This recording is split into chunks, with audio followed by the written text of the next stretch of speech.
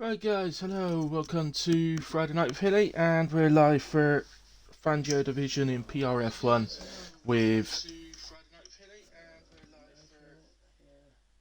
full qualifying 50% race at Monaco, the gem of the season, the jewel of the season, the jewel in the crown, whatever you want to call it, or one of the jewels in the crown in a way.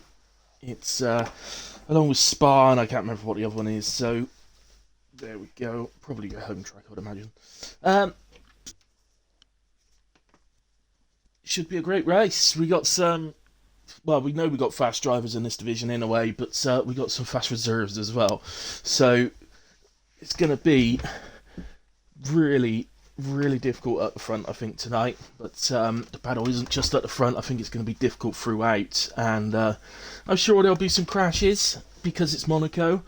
But hopefully, all in all, I'm confident with Fangio that we'll have a decent race tonight. So let's look forward to this. 17 in at the moment. We're definitely expecting more than that because we had I think we had that with 8 reserves and those reserves in here, so not sure what's going on. Can't wait to eat an all, says Apple. Hello Apple. Welcome, thanks for joining once again, as you always do. And sorry if we were racing, was it last night or Wednesday? I thought we were right. It was last night, wasn't it? I'm sorry if I forced you out a bit on that second chicane when we were together on track last night. It was not purposely done, I promise you. But I don't think you went off track with it anyway. I think you did go a bit wide and maybe lost the place. But yeah, sorry if that was down to me. God, they've done some updates on Twitch and it's all, I get all these notifications coming up. Cool, thanks Apple. Yeah,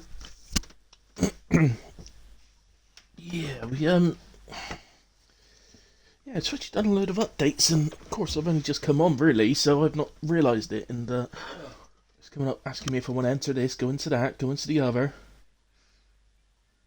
Yes, curse it. Well, it should be. It's supposed to be, isn't it? It's supposed to be being Monaco. Hardest race of the season. Apparently, in real life, the one the drivers really look forward to. I don't reckon that's because of the track. I reckon it's because of everything they got up to off the track. But I don't see why any driver would enjoy driving around here personally. But apparently they do. And certainly for the game, in terms of the game, it does offer up a completely different challenge to what any other track does. So there is that side to it. Obviously, you've got other street circuits. I've just been doing some time trial at Singapore because we got that in the 100% division tomorrow night. Oh dear, curse. The weather showing sunny and rain. Look at the track temperatures, curse. That's usually a giveaway. Of course, it helps if you know what it normally is in a way, roughly. But Monaco, what is it? A bit hotter than UK, I would imagine. Usually, I would say sort of high 20s, mid to high 20s. Be regular. Whatever it is now will tell you that this is dry. So if the temperatures are similar in the race, then it's probably going to be dry. That's probably the best advice I can offer you, and it may not be accurate. So. Anyway, first out to track to brave the streets of Monaco is Theo.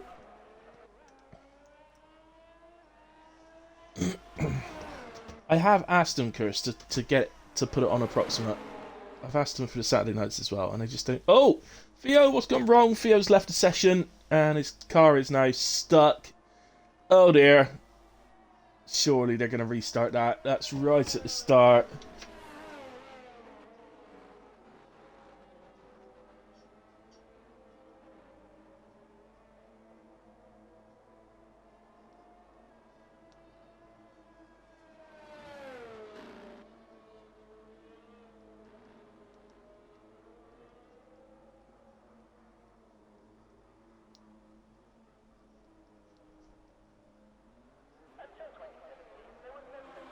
Oh, no, it's moving again now. Theo's been disqualified from the session. He's just joined back and he's about to find he's disqualified from the session.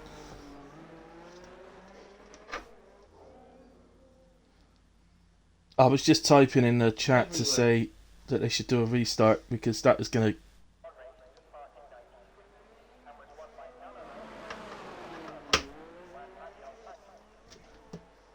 It's so harsh. It's so harsh. Of all the tracks you don't want something like that to happen, it's at Monaco. He's typing in the Discord at the moment, but I'll be honest, that might send me over the edge if it happened to me.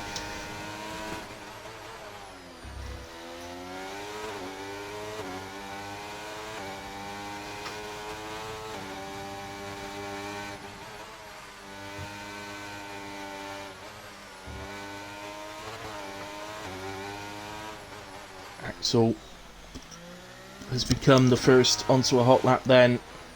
Theo saying in the chat that he accidentally pressed another game, and so he left, and that's what happened. Oh dear. It wasn't even the game, it wasn't the game's fault. But, McLaren realises Axel's on a lap pretty quickly and minds out the way in the tunnel, which is pretty good going. And that's an invalidation from Axel. Too much curb on the chicane. And anybody else out there yet? Cammy's on a lap. Really getting out his way quite nicely. But, he still got a little bit distracted, was a little bit wide in the left-hander that ends sector 2. And I think he took the wall a little bit, but seems to be okay. Into the final corner then. DRS opens to the line. Most pointless DRS of the season. 110.5 for Kamarov. Davis 111.7. That's all going to be next to start the lap again. I think he is. I presume he's going again. He's a little bit wide out in turn 1. Zarchik Skull has left session. I don't know who that is. He's not appearing on my screen. I do know who it is, but I don't know. Oh, he's just joined again.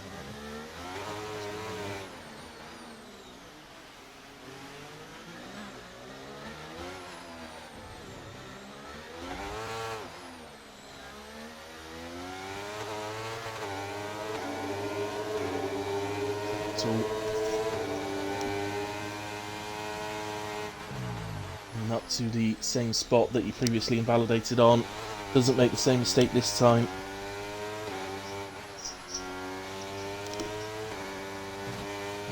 The third sector, the McLaren again very good at realising someone's on a lap behind him. I actually think that was the other McLaren, so I think that's one over the two McLaren drivers doing very well. Situation, I've just realised that Clemens in the McLaren got no Robos in it. 110.0 from Axel then goes fastest for the moment. Davis 111.7, Clem 112.7, 113.1 for Dart Lord. Scott coming out the final corner, but he has invalidated. Niall following him across the line to a 110.1. That puts him P2 for the moment, and we'll see him through, I'm sure, to Q2. First out the final corner.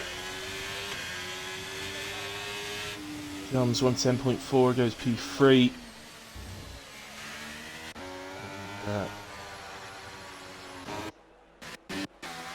Scott, I think he's on a lap at the moment. Don't think anybody else is. Hey, Whale. Thanks for joining, mate. 31. Oh, right, okay. So the temperature coming down, Chris, could indicate rain then. That's, so it may be a dry to wet, or it may just be stay dry. That's going to be for Monaco. Truth of the matter is, we won't truly know till we get there. Scott then through the final corner. What's he managed on his first run? It looked pretty good. It's a 10.999. Goes P5, and I'm confident that will see him easily through to Q2.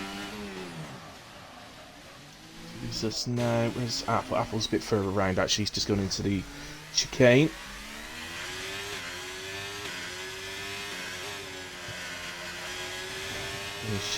Sector 2, 52.061. Try and keep that one in mind for whatever time he sets.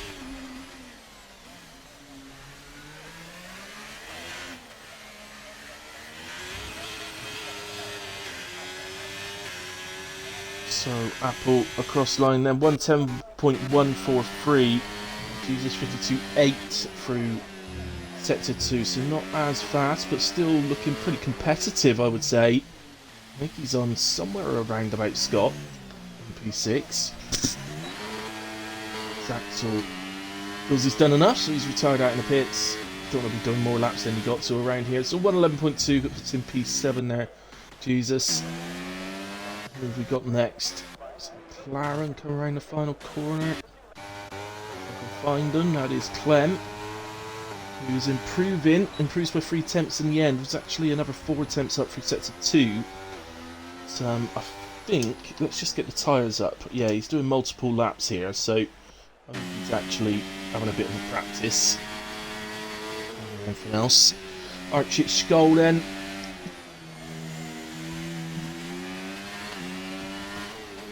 I don't know what the Arctic bit is, but Skoll, I think. I don't think it's spelt like that, but it's the I think it's like the Scandinavian word for cheers sort of thing. So when Vikings used to take a drink, they used to go Skoll.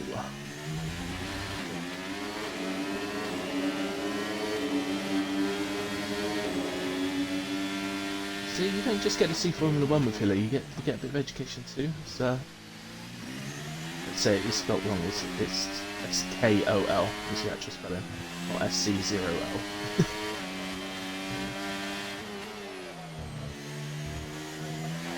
I don't know if anybody's ever had a lager skull. Oh my god, that stuff is vile.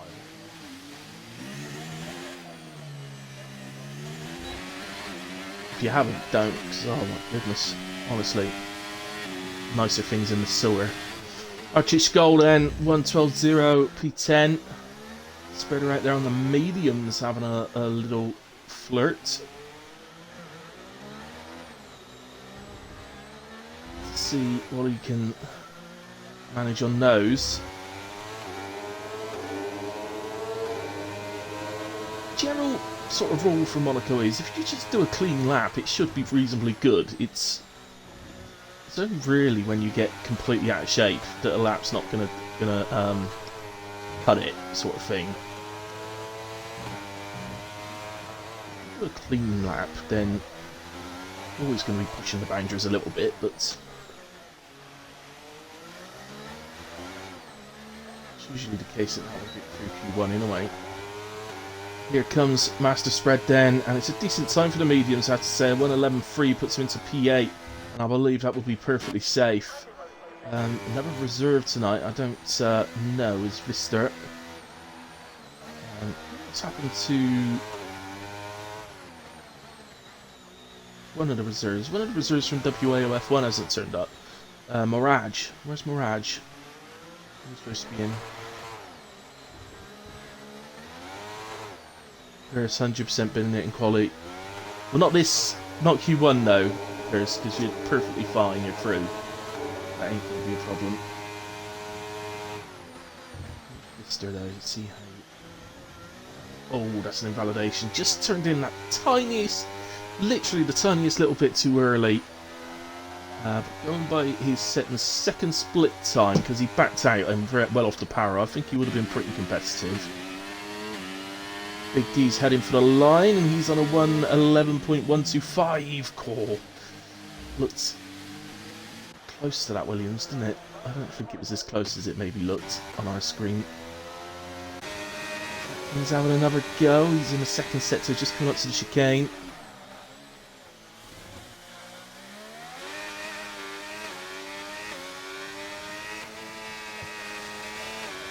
Q3 if you make it. Okay. That's kind of cheating saying that, Chris, because Q3 if you make it. Well, if you don't make it, you can say, well, I did say if I make it. So you're kind of guessing Q2 and Q3 now, aren't you?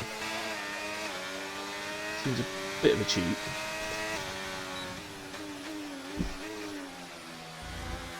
So Atkins goes into P12 on a 111.3. I have to say, it's pretty competitive, isn't it? 111.3, 111.4. P13 at the moment, Vice. There's a little gap down to Davis, 3/10, and then a bit of a bigger gap to Clem. Both of them are safe at the moment, but Vista... Let's have another go. Not sure where he is with this one. Let's just see him over the line, and we're 1:11, I think. Yeah, 1:11.896. That puts him into P15 ahead of Clem. So he goes between the two McLarens. Right, Lauren's just started a lap. Currently set on P17 on a 13.1. It's Silent Oxen, formerly known as Spriggs. He's opted to retire out. He feels he's done enough.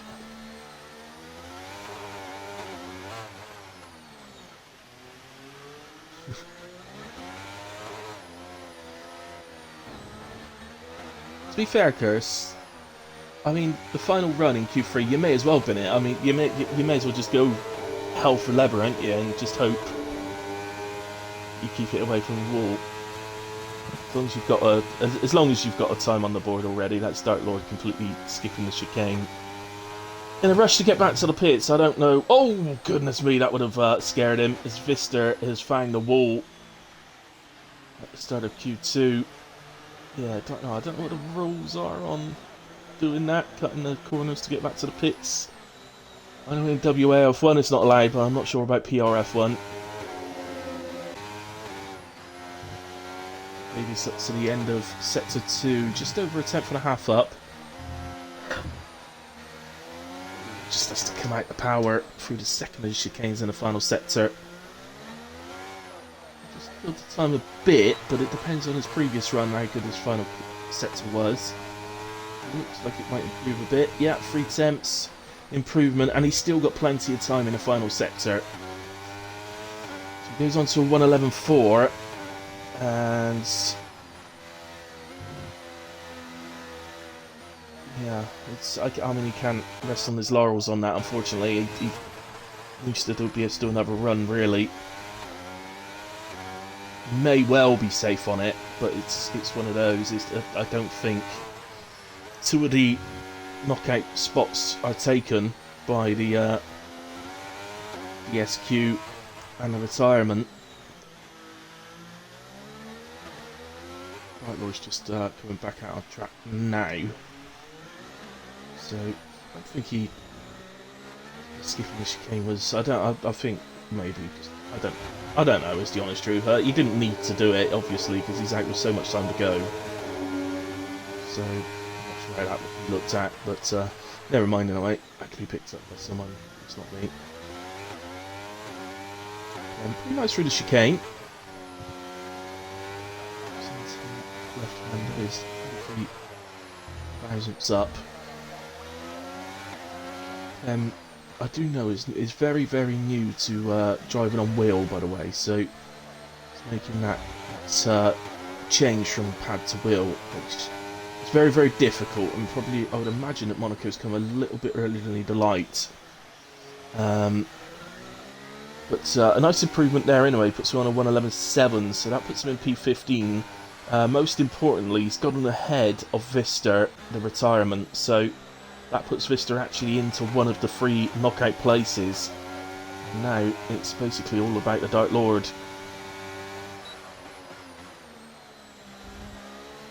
He's going to do a second outlap by the looks of it, I would say.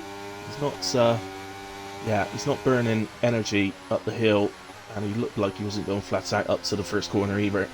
So it looks like Dark Lord's done a second outlap. I'm not on a hot lap. Anybody improving? Just flip through the field. Doesn't look like it, does it? Nice on that. Just he's back to the pits. He's definitely safe. So he's well, actually, no, he's not definitely safe because Clem is still out there, presumably doing it. Well, if he's got enough fuel, he could still do another go, but he is flashing on the fuel light, so I'm not convinced he has got enough. In fact, looking at his steering wheel, he doesn't have enough. I think it says 0.7, so I think Clem's back to the pits now. So yeah, Clem into the pit. So that means Vice is safe, and it's basically a battle between Clem and the Dark Lord. Clem set his time of 1:11.765, and the Dark Lord on the final run. All the spotlight is going to be on him. Only man on track. Whole Monaco track to his own, to himself. Here he comes to start. Final attempt. Not bad for turn 1. Nicely out of the corner to take the speed up the hill, which is the main thing. Second gear, a bit low. Okay, not bad through there either. Went over to the right to avoid the bump in the road. I think actually it's probably on automatic gears. I think that's why it's using the lowest gears.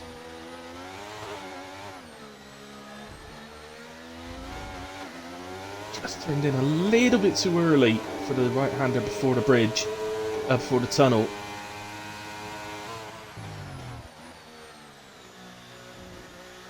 Not bad through the chicane. Might have a chance here. Let's see how he's going through sets of 2. Moving slightly, but we need huge improvement here. He was behind Clem's time in that second sector. PRF opens to the line. I have to say the final sector looked pretty good though. Opens to the line, 1:12.3 in the end. It won't see him through. And he will be starting from P17. But a valiant effort at the end, Dark Lord. Unlucky not to get through. At least really saw the one mistake where he turned in a little bit too early for the right-hander before the tunnel. I thought everything else looked pretty good to me. But there we have it. So Axel through was fastest, but you can see already that he's got his work cut out for him tonight. At the moment, the top 6 looking extremely competitive. And there we go. Just to scroll through them. Quickly get to instance. And there we go. All on the same thing. So there's the DSQ for Theo. Very, very harsh on him. Vista the DNF just crashed in the second final sector there, just after the second sector split. And there we go. We'll head into Q2.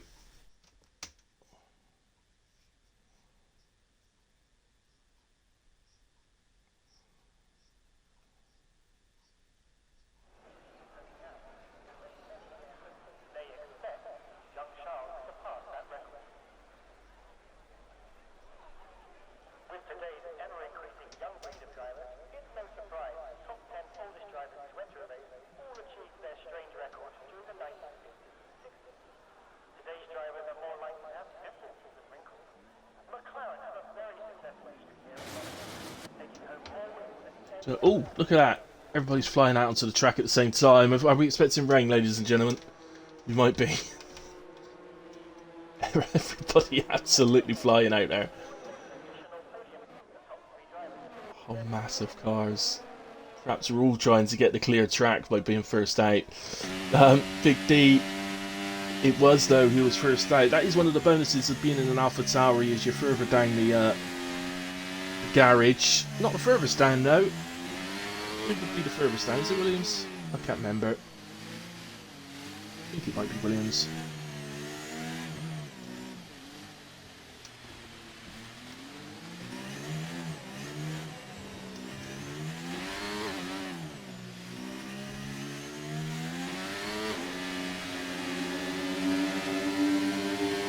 Why is the curse profile popped up on my phone? Sorry, Chris, swipe left on that one. Right, I can't remember which round it is.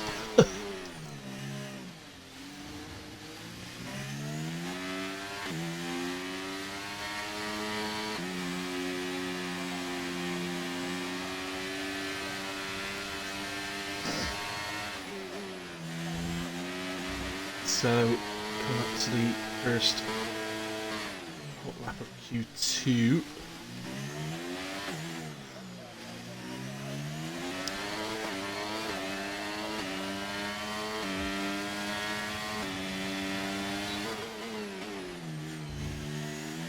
Nine, third gear for turn 1.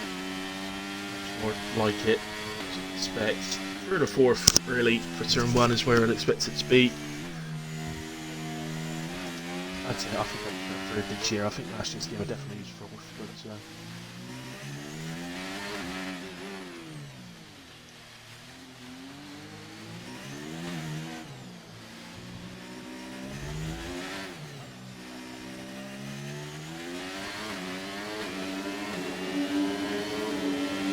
looked really tidy, hasn't it, so far?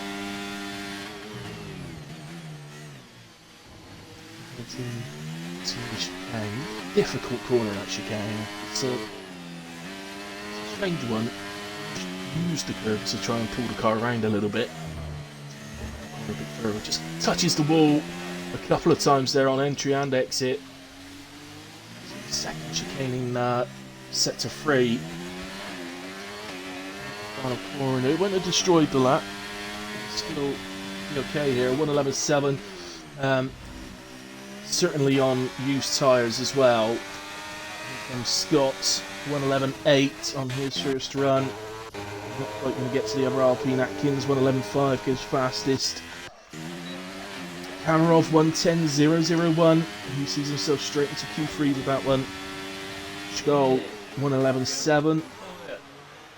The Aston Martin now, Vice Racing, just coming through the final corner.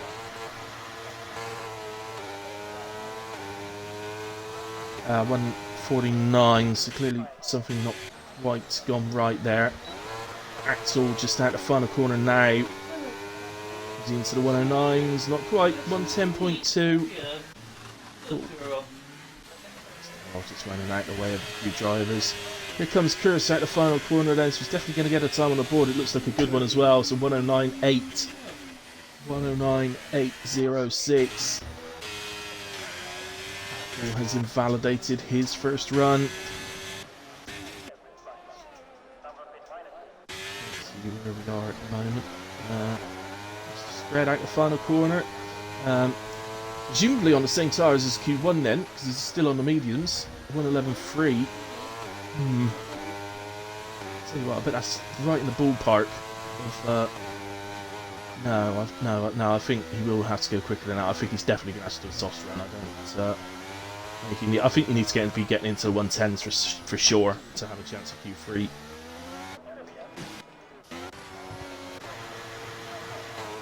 comes Vice again, a second up.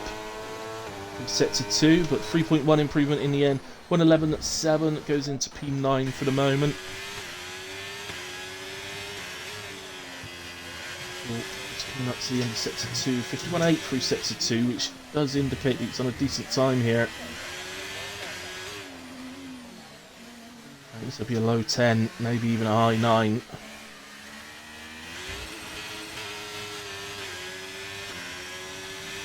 Here he comes, 1:10.1, goes into P3 for the moment. I think those drivers are heading to the pits, so unless the two McLarens are having another run. Definitely are. So in that case, Niall is about to head for the line and start a hot lap. Let's do the Hilly hot lap with Niall Guillot then. Reserved tonight. One here. Last time I saw him race here in WAOF1. Nicely through turn 1. Down the third for turn 1. Open up the steering. Get the power down all the way up the hill. Throw the car into the left-hander. Down to fourth. And then use the inside curve a little bit. Touches the wall on the outside. Doesn't move to the inside to avoid the bounce. Into the two hairpins then. Second gear for the first gear for the second. Use a tiny bit of the inside curb. Like that. Wide and take the right-hander before the tunnel. Open up the steering again. Get on the power. Just move over to the right to take the corner inside the tunnel and then move back over to the right, ready to take the chicane. Really attacks the chicane. Maybe runs a bit wide on exit. And throw the car into the left-hander before the end of set to 2. 51.6, we know that's competitive. And just touches the wall on the exit of that chicane. Really throws the car in, goes a bit deep again. Opens up the steering. DRS open. Heads to the line. 109.5 from Niall. With multiple mistakes, I have to say. So, still has plenty of time left in there. Scholl and Big D both on 8 laps. Scholl further round, so we'll stick with him.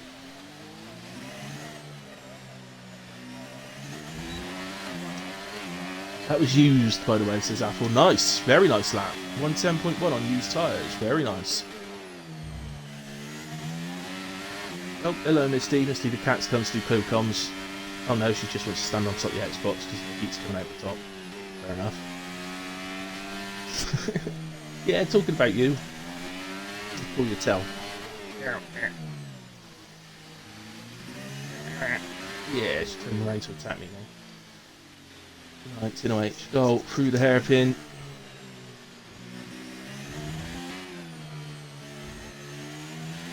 So again, all looking neat and tidy from Arctic Scholl.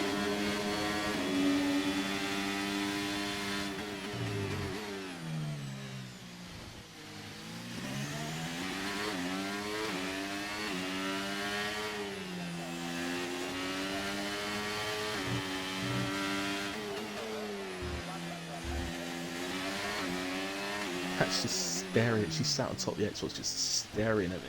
Oh, Arctic Scholl goes wide on the penultimate corner and has touched the wall, so just opts to go straight into the pit. Big D we switch to then just coming to the end of sector 2, quarter of a second up on his PB in this session so far.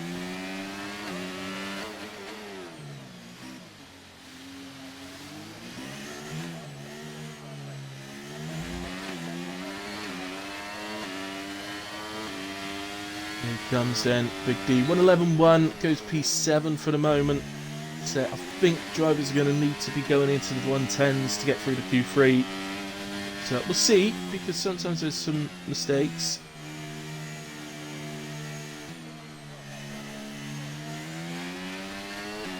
Dodgy corner that first right-hander. Yeah. I don't know which ones you mean, Curse. Are you on about the end of the lap or literally the first corner, turn 1?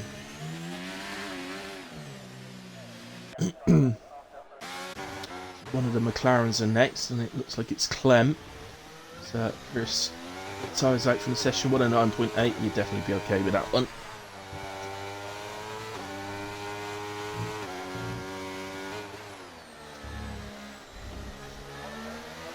So, oh! Goodness me, I didn't even know Silent Oxen was out. I completely missed that, Curse. Sorry, Apple. Completely missed that. Silent Oxen is out and we'll start P15. Oh, the one where Arctic hit the wall, yeah, that right-hander, the first, yeah, the penultimate corner. Yeah, I've never liked that. And if you use the line is a bit off. The racing line's a bit off. Tells you to brake quite a bit later than you need to, really. 2 tenths up almost for Clem. Set to 1. I would try and make the cat meow so you can hear her on comms, but she's got the most quietest meow of all time ever. So you won't be able to hear her anyway. Would they? No, it wouldn't.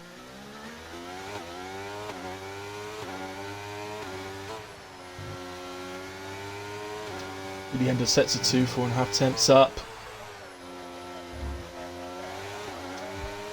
Too bad. Was a little tentative in the second chicane in the final sector, but it'll mean he's still got some time in the lap. But still sees a quarter of a second improvement. But he will know that there's time in that last part. So it does look like Q3 might be a difficult ask. Scott through the hairpin. That was really quite wide line through the hairpin. Whether that was purposeful or not. I'm not the best man to ask about Monaco. It's certainly not a good track for me.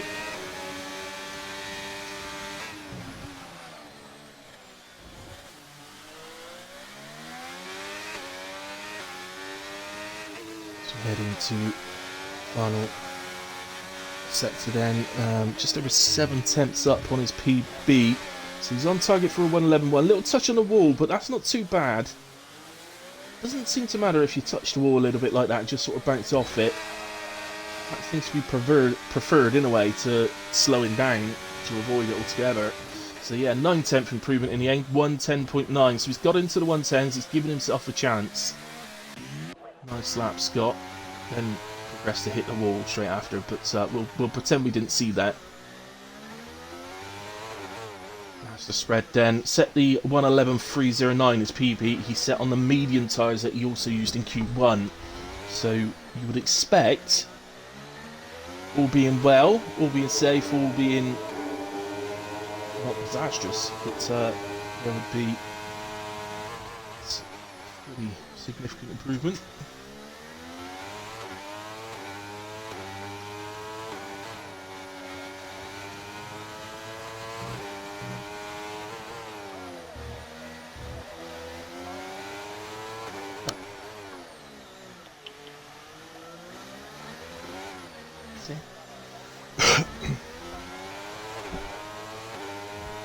Spreader then. Yeah, it's a big improvement. 8.5 temps, P6, 1:10.4. Who else we got out there at the moment? Atkins quite early on. Aston, is that? Yeah, it's both on an outlap actually. Davis. Yeah, he's on outlaps. Davis just coming up to the end of sets of 2. 6 temps up. 1:11.5. That puts him right on a par with Atkins in P10. Presumably with more to find.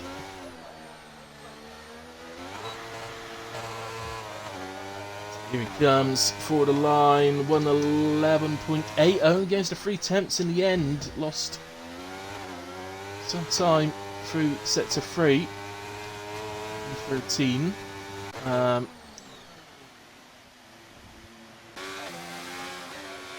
He's presumably on an in-lap, he is indeed.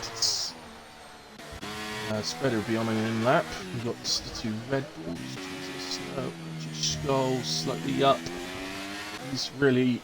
Oh no, he's not up. He's just coming up to the end of sets of 1 and is slightly down. I was going to say let's go to Vice, but he's invalidated and gone across the chicane. Skull then, I guess. See if we can make up the time up through sets of 2.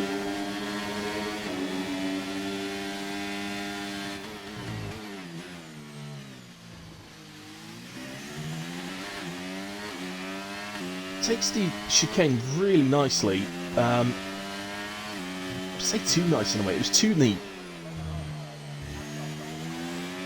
So I didn't see the sets of 2 time. The track was showing purple. I don't know if that is the case or not.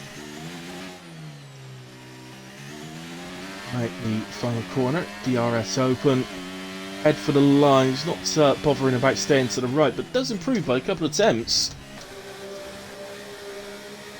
Atkins is not improving, so it does look like Arctic Skull is through. Well, it doesn't just look it, he's definitely through as Atkins is slowed right off on this lap. He's also invalidated in a way, so it's going to be then Niall Guio looking exceptionally fast. Kurse, Kamarov, Apple, Axel, Master Spread, Jesus, Scott, Big D, and Arctic Skull, which head through and into Q3. We're going to lose then Atkins, Vice, Davis, Clem, and Silent Oxin at the end of Q2. And we're going to be on for one hell of a Q3, I think. We might see how competitive this is.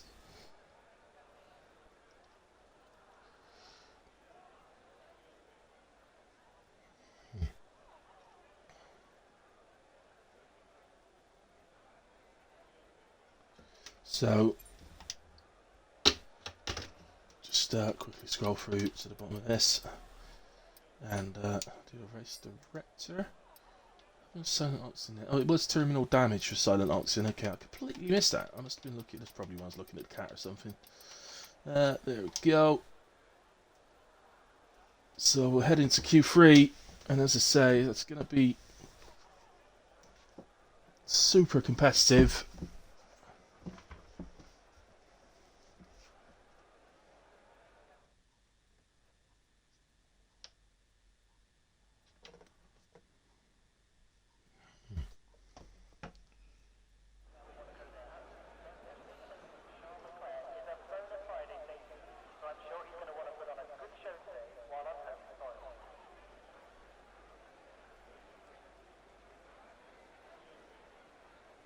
Located here in the beautiful French Riviera, Monaco is the second tallest state in the world.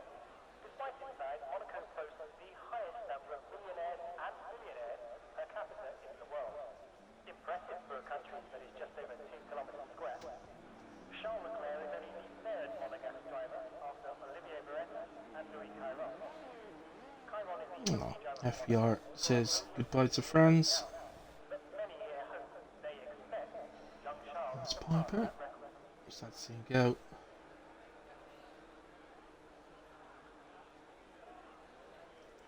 So here we go then. They're starting to come out to track. So let's go. I think it's Axelate first. Is it? It is.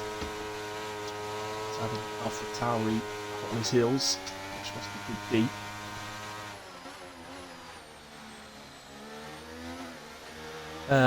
I got damage on my outlap. I can't believe it. I'm such an idiot. It's Monaco. We've all done that. I promise you. Anybody says they've never done that, they're lying to you. It's Monaco. We've all done it.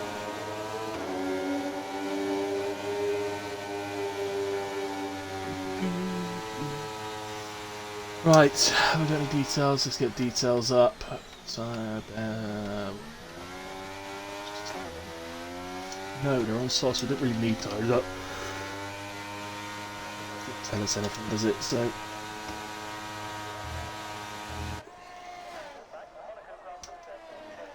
Let's have a lap with the broadcast cam. I always go on board, so let's do one with the broadcast cam instead.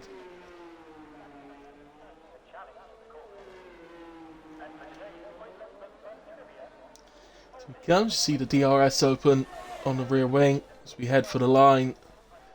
First of 2 runs, maybe a little bit more casual, you might feel, on the first runs. They need to make sure they get a time on the board. It's imperative, especially for these top guys, because just doing a sort of slightly slower run, you know, a more careful run, would still see them sort of 5th or 6th on the grid. So I would say it's important just to get a decent first run in, then you can go hell for leather.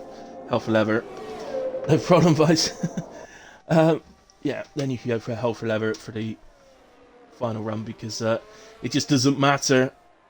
You can't damage your car enough in this game that your engineers can't fix it ready for the race. So some nice lines are showing us there.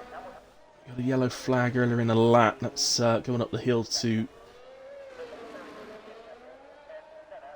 after turn 1. I'm not too sure what's causing that.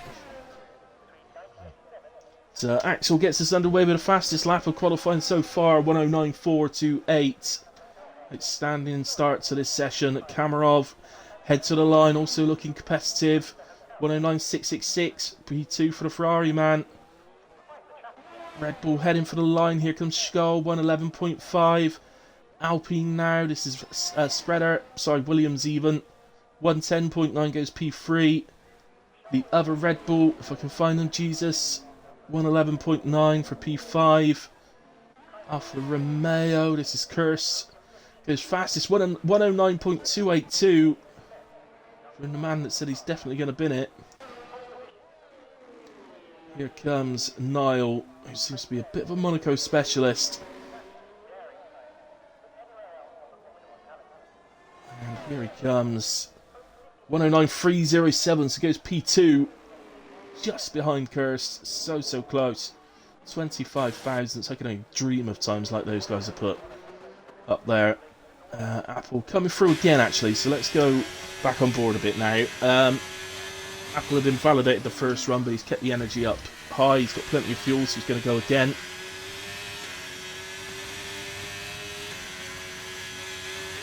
I don't think it's impossible, you know, to get 3 runs in at Monaco.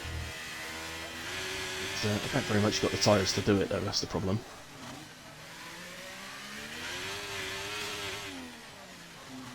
Not likely to want softs for the race here at Monaco. It's generally a medium hard medium, whichever you prefer to do. The only problem with the extra speed on your second stint by using the hards first is beautiful to go to the mediums for the second. The only problem is those guys that undercut you by doing the opposite can be a pain to get past sometimes. So, yeah, that's a plan here. I've seen some people really go for massive undercuts and get the places, but they, you know, they have gone too early and then can't hold people off, as you see in a way Apple had invalidated. It's on track. Wasn't far off his PB through sets of 1, but I don't think he's actually going again. I think he was maybe just doing a bit of practice. He's in lap.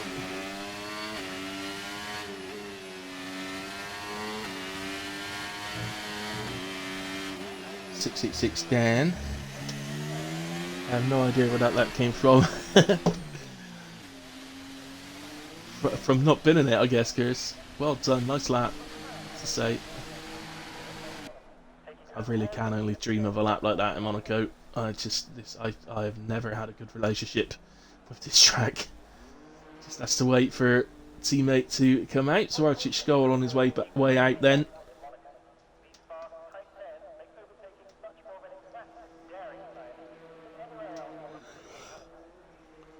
I've had some decent finishes around here. I've been on the podium. I've had like a 4th and a 5th or something like that. But and I've been on the podium. I can't remember if it was a 2nd or a 3rd.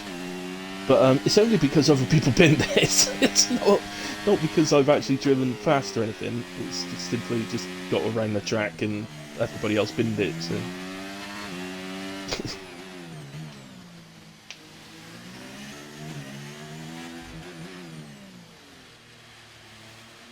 I remember one race here, just literally ended up with 2 drivers driving around the track. That was when I was commentating, we ended up with just 2 drivers left. There's more cars than that, because some of the people had just given up and left rather than actually retiring. But yeah, just 2 drivers left, so I turned the stream off at that point.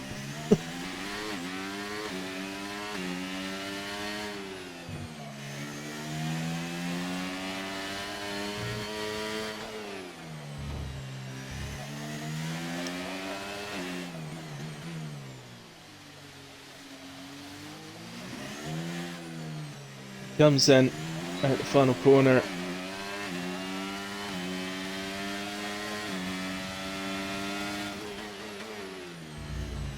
Oh, that's going to invalidate way too early on the turn in. But I guess that's why he came out early.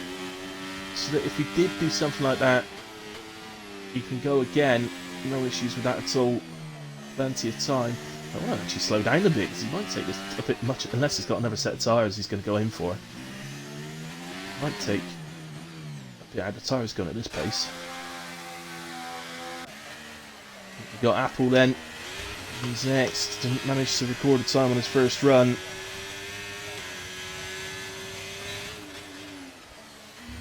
Oh, definitely Tin Man. Welcome, by the way, and thank you for joining. But yeah, absolutely it can apply around here. I don't think it's going to apply tonight, by the way, but it can apply. Definitely seen it. Slow and steady. Genuinely can win a race around here. So, yeah, I think there's too many good fast drivers around here. I've seen Niall drive this before and almost lap the whole field.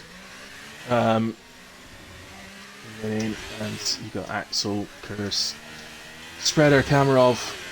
Spreader might not be on the other guy's pace, but very steady driver, and he will pick up on any mistakes that the top guys make.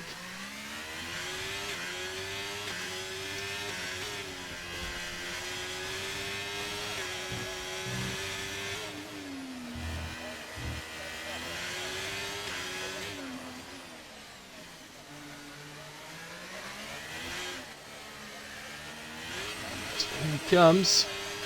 Managed to keep it clean this time. And it's a 109.9, so he goes into P5, a sort of best of the rest situation there. Skull improving this time. The other Red Bull's on the outlap still, so he attempts up for sector 1.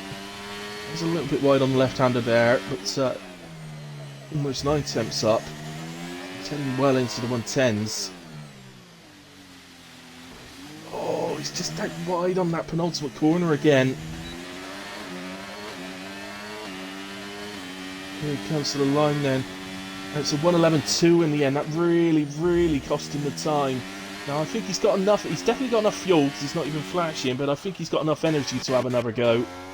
So over the line there. And that was Spreader going onto a lap. Alfa Romeo doing the same thing. Then there's the Haas, which is Apple. He's going to the pits. So, I think Jesus then would be the next actual driver on a lap. Yeah, Biggie's on an outlap.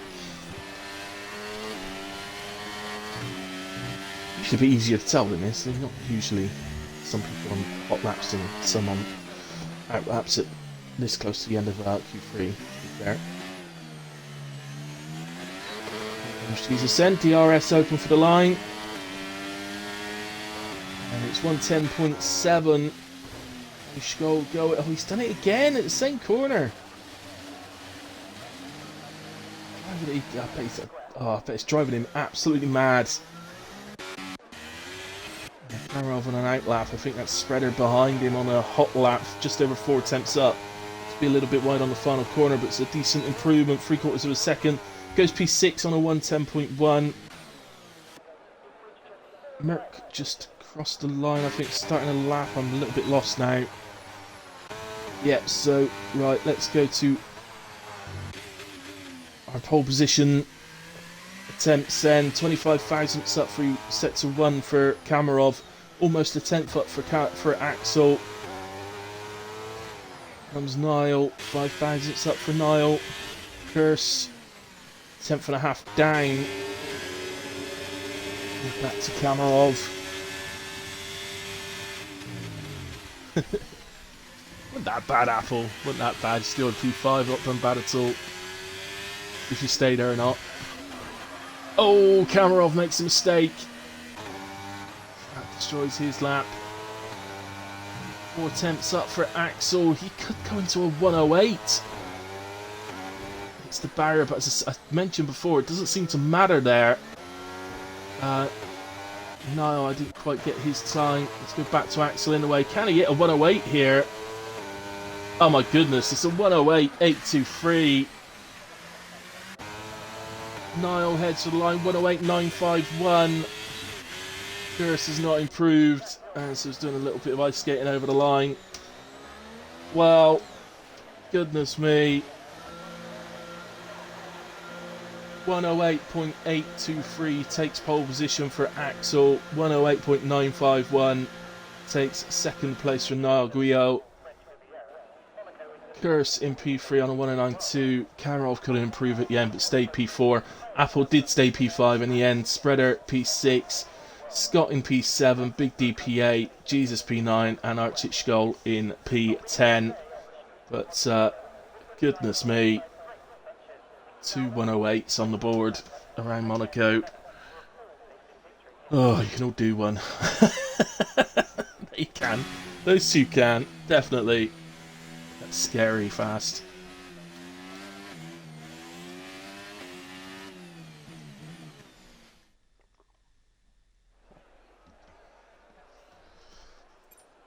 So well done, lads. Very, very nicely done. I'll do a full grid rundown on the formation lap. Any drivers listening, don't forget we do take a break, so please do not press the button. Admin will tell you in the in the Discord when we're going, so just take a look at that. There's the any instance, so nothing really, just there. But that's it. So let's say, guys, we're gonna have 5 minutes to refresh and all that sort of thing before going out on the formation lap and starting the race. So I'm just going to go and grab myself a quick coffee. Congratulations to Axel on that pole position and Niall P2, Curse P3. Some superb laps there. Anyway, I'll see you in a minute.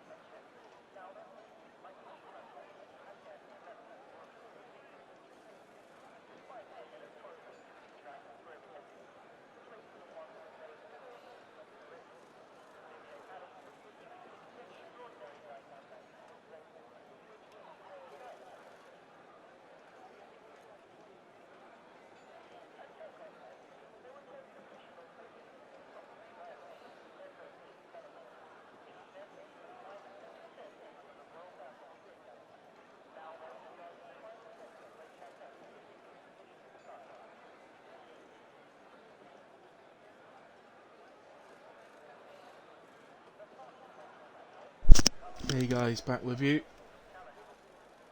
And just waiting for the shape. Some suggestions that there may be rain towards the end of the race, but I don't think people are 100% sure. So there's a little bit of so keep an eye out is all I'll say.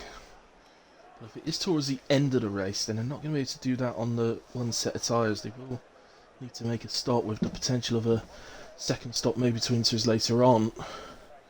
It's not the sort of track that you want to get caught still on slicks when the track has completely changed.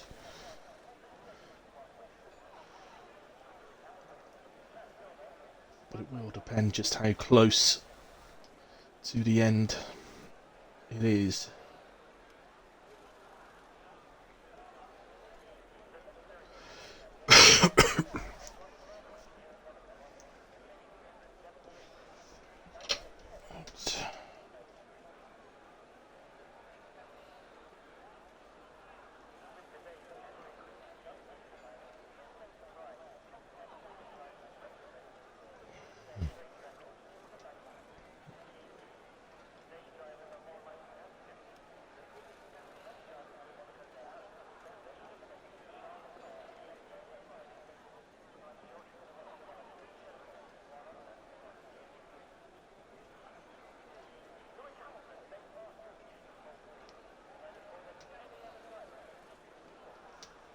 Right, so what happened?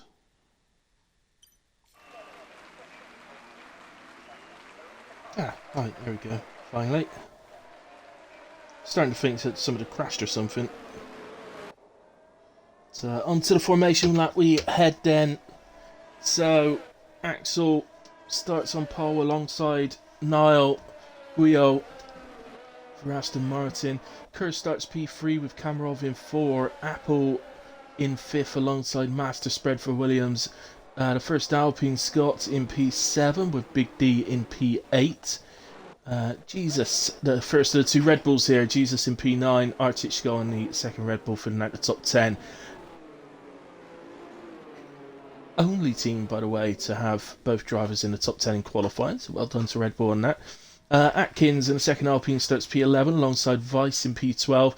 Then the 2 McLarens in 13 and 14. Davis, the first of the 2 with Clem in 14th. Silent Ox in 15th after the DNF in Q2. Vista DNF'd in Q1 and will start P16. Dart Lord couldn't beat Vista's time, so starts P17.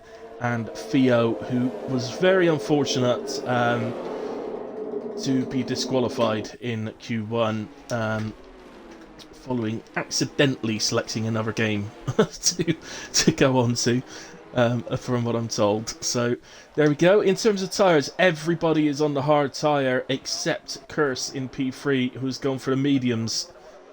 Interesting. Looking, the game is saying you can do up to 30 laps on the hards. When will the rain start is the question. That's really interesting, because it's definitely been said in the Discord that the rain will be towards the end of the race, so it really is going to depend on just how late. A couple of people missing their grid slots, Big D and Vice, and we will start getting the red lights on, all the lights on, out they go and away we go. We are go, go, go at Monaco. The top 3 get off really, really well. Kamarov in P4 as well. Just looking down, Big D's managed to get to P7, Scott down to 8, Architschko has gotten ahead of his Red Bull teammate and up into P9. Davis is up a couple of places off the start. Atkins down 1, Silent Oxen already up to P13. With Vice dropping 2 and Clem 1, as you were after that, and Vice holding on there. Oh look, oh dear, oh dear. A lot of mistakes going on into the hairpin. You've always got to be so careful around there the first time round. Maybe even the first few laps when it's really, really tight. So easy to run into the guy ahead, and you end up with this sort of knock-on effect thing going on where everybody does it. At the moment, the top 3 are starting to look like they might be able to pull away already. Well, visually looks very, very close, but it's actually a 9/10 gap. I don't want to drop out of that 1 second. It's not so important, as I said, around here at Monaco. It's probably the least effective DRS zone of the season. So there you go. As I said, well, we can go to tyres if you would like, but as I said, everybody is on hards except for Kirsten P3, who we are watching currently on the back of Niall. And he would like to get past, but it's not imperative. At some point, he will have to pit off of those mediums and get a huge undercut, as presumably everybody will be looking to try and take their hearts to the rain, whenever that may be. Whatever battle's going on at the moment. We all know it's Monaco. We all know it's extremely difficult to get past anyone here, especially once things are sort of up and running and people get into their stride. It becomes very difficult. So overtaking around here can sort of require a driver to make a mistake ahead of you.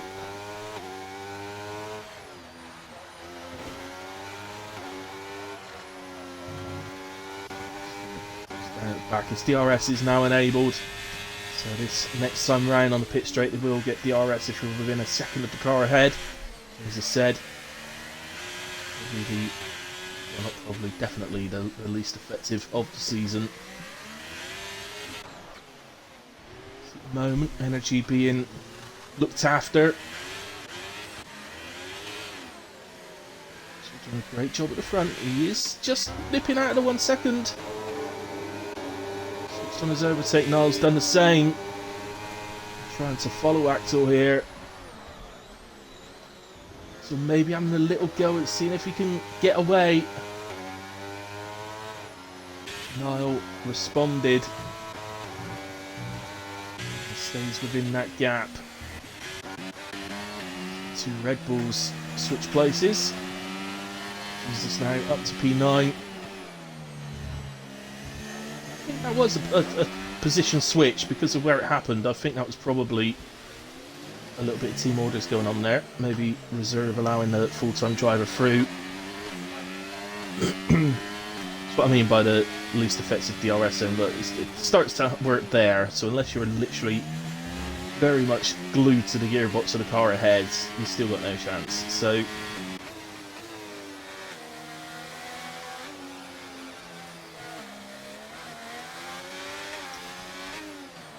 I don't know what to do on the stops.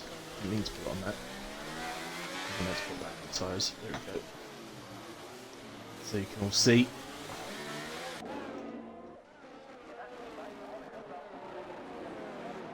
So, where are we then? Let's. The truth is, I just don't think we've got any moves going on at all. I don't think anybody's got a chance of anything here.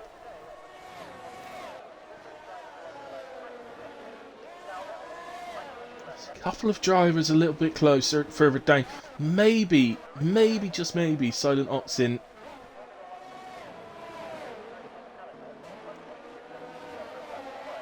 Oh, he cuts the chicane now. I would have thought he would have got a warning for that one. It could become the problem following this close to the car ahead.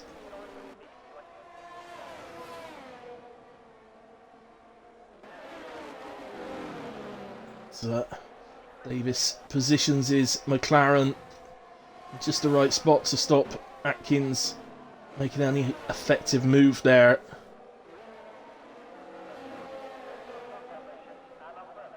And look, doing it again, look, just sort of puts the McLaren pretty much in the centre of the road. It makes it so basically impossible.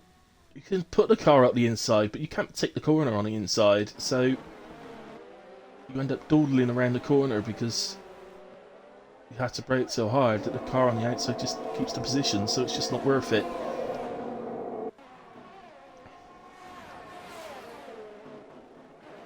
So Lister has managed to come into the pits and put intermediate tyres on, impressively.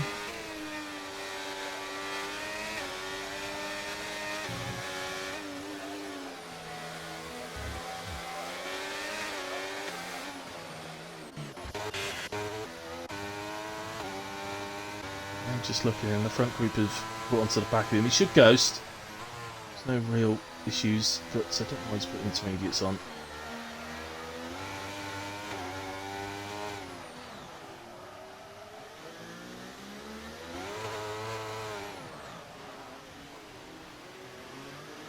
Sorry, that's of course that's Axel ahead of us. They're just coming up to him there. There he is. It looks like he's hit the wall.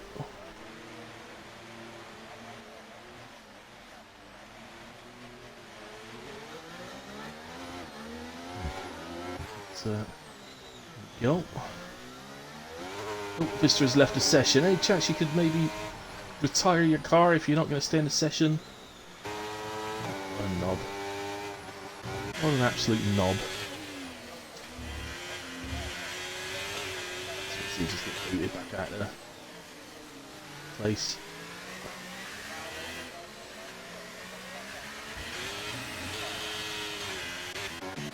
So, should we come down then? Big D's getting pretty close to Big D, who doesn't have DRS to the car ahead. Although, oh, what is that? That is the... Oh, that's Vista's AI Mercedes taken to the pits.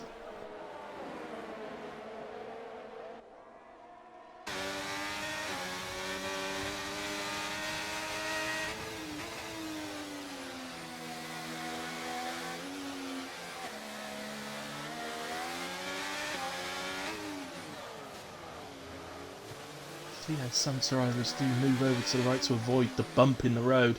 And it's raining. It is raining already. Guys, it's already raining.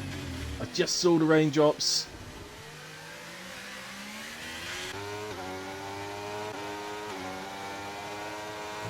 I mean, I might have made them up.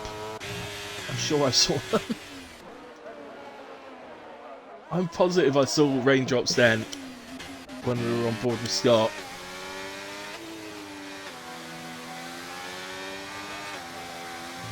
Who won the crowd threw a drink it in? I don't know.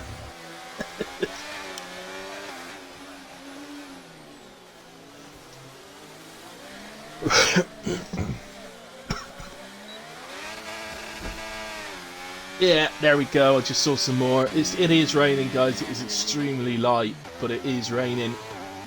We won't be going to intermediates anytime soon.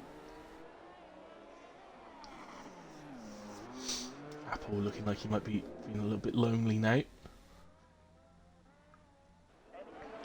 Top four still close together. He just about caught the raindrops again there.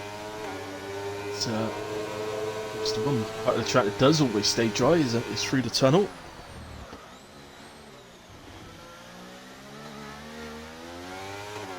Yeah, now we're starting to see it a bit better. Hopefully you guys can see that a bit better on the stream now. Whenever the rain's starting to drop down, it just looks like Axel is able to just pull away slightly. And again, it's nowhere near a changeover point, so you're not going to see anybody diving in just yet. Miles away from that yet. But this is, I mean, it's way earlier in the race than was expected though. They were expecting rain towards the end, as we do have a crash. Atkins has lost his front wing. Careful, Atkins. He does make it back to the pits, well done, lad.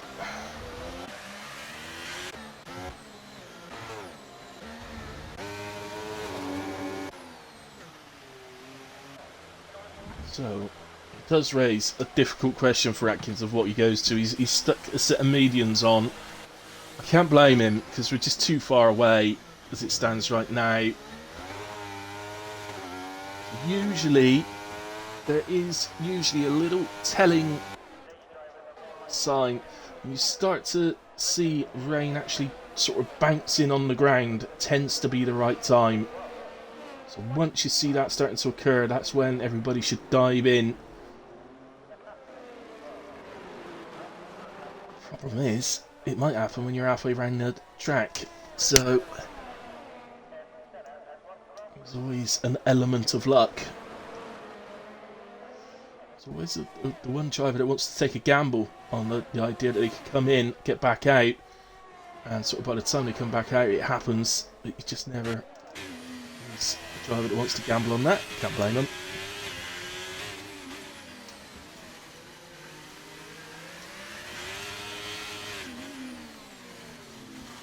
see on your screen. You actually see it running down the camera now, and Clem becomes the first driver to pick up a penalty.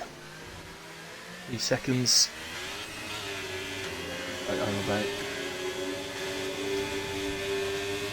Good to see that Codemasters remember to turn the rain off in the tunnel, so you don't see it in the tunnel. That's always a plus point.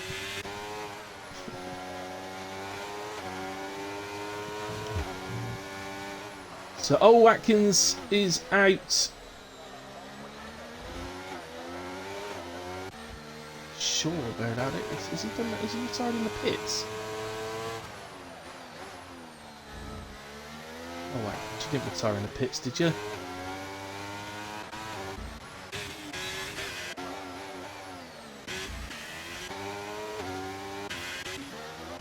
Oh well. Never mind. Here we go then.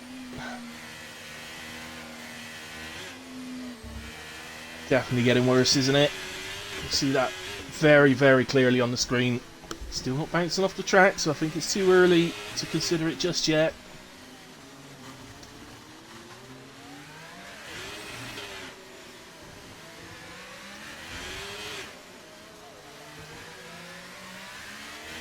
I think that the medium tyres will be doing a better job in these conditions than the hards. It's going to be difficult, very, very difficult for everybody, quite honestly. Clem is in, so he's presumably got wets, intermediates waiting for him. Is he? No, it's mediums. He's going to mediums. It's for a wing change look, so he's not going to switch to intermediates in the hope that it will change quick enough. Here goes all the front runners again, so does Apple.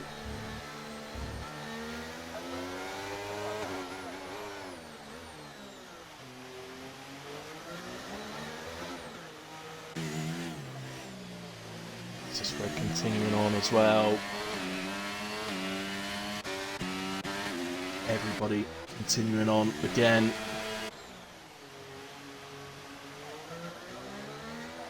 Just too early, isn't it? And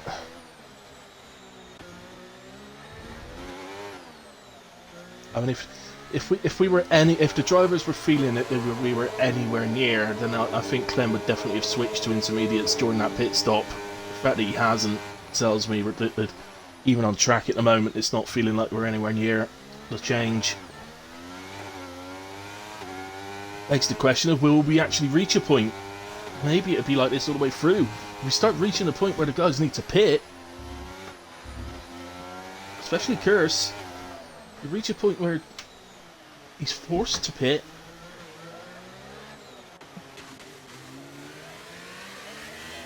He's gonna have a real dilemma on his hands. He can go a lot more laps yet, in all fairness. He's not going to be forced into anything in the next few laps. He could do a good 20 laps on the mediums around here quite easily, so pretty sure I've seen people do more like 23, 24, so at a push. Not saying he'd be fast at that point on the mediums, but he can do it, is the main thing.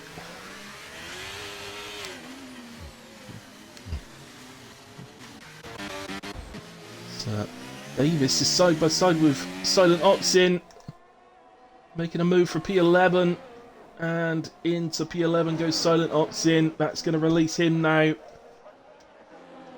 Shows just how difficult that's a driver that is usually a top 5 driver on a consistent basis. Having to battle for P5. Having to battle for P11 even. He's usually pretty good in these conditions as well, Silent Oxin, which is probably why he's just managed to get the move done.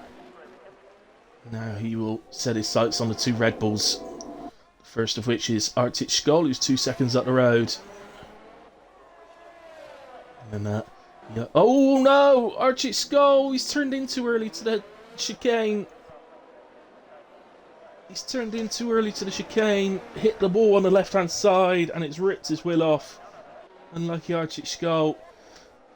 Such is the case at Monaco, it's not going to bring out a safety car. Never does.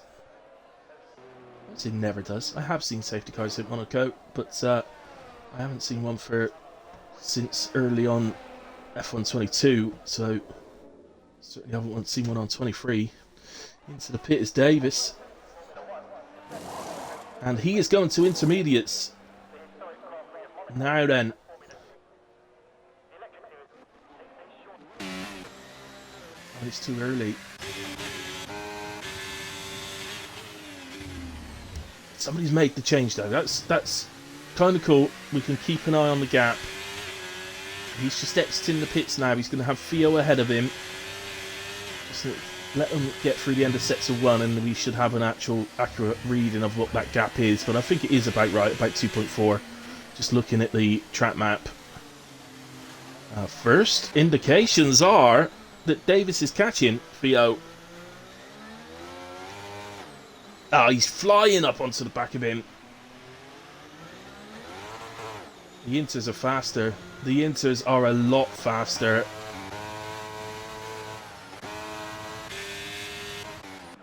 Look at this. Davis is flying. Well, that idea of seeing the rain sort of bounce off the ground, it's not true around here at Monaco.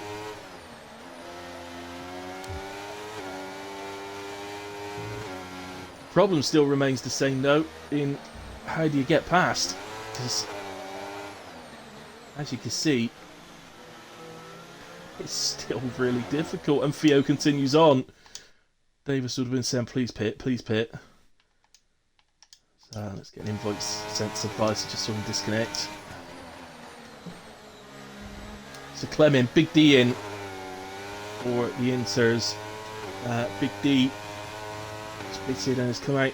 So he's about 10.5 seconds behind his teammate, but already, look, it's dropping. Quarter of a second already.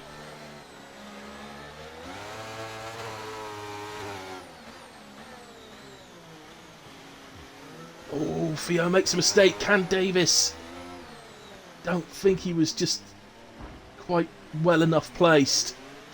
And frustration maybe creeping in a little bit for Davis, who has made an absolutely tremendous call to be the first driver to switch and get it right as well. That's very clear, but the frustration is creeping in, as it's the same old Monaco problem. Despite being on the correct tire, he just cannot get past.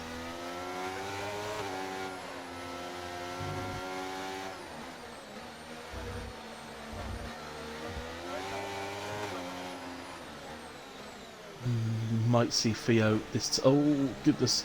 It's actually let Davis through. Surely, well, I'm surprised he didn't take to the pits himself there. Multiple drivers are starting to pit now.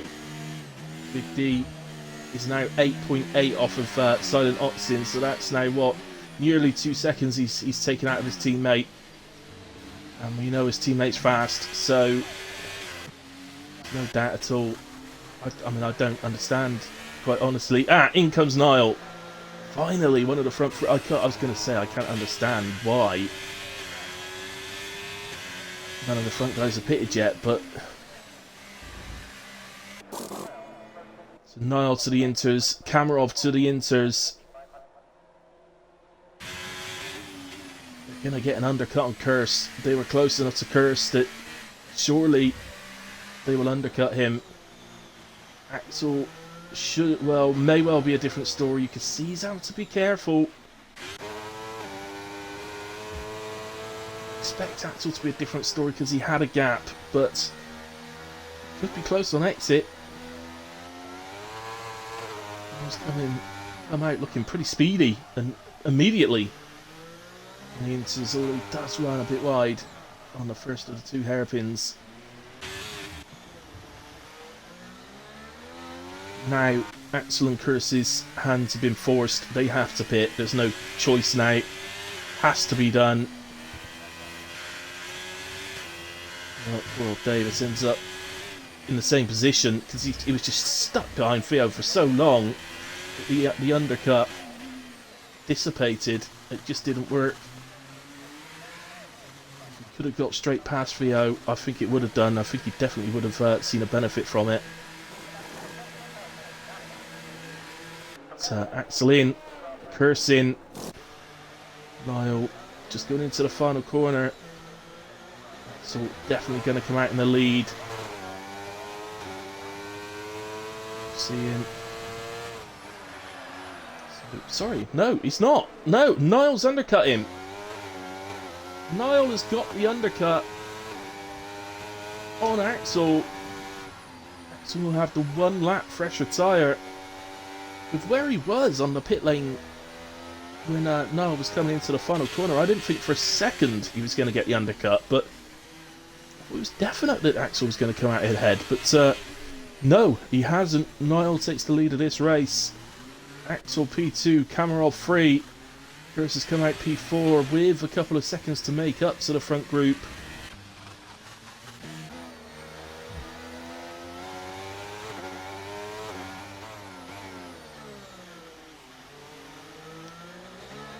And Big D has benefited, look, from his undercut. He's gotten ahead of Spreader.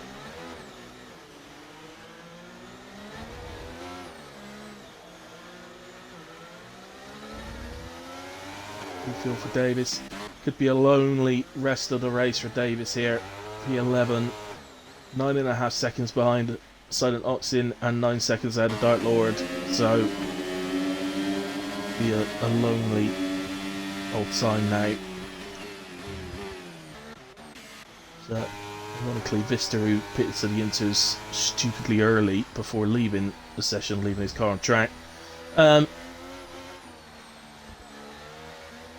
It's still out on the mediums. His AI is still out on the mediums, unbelievably.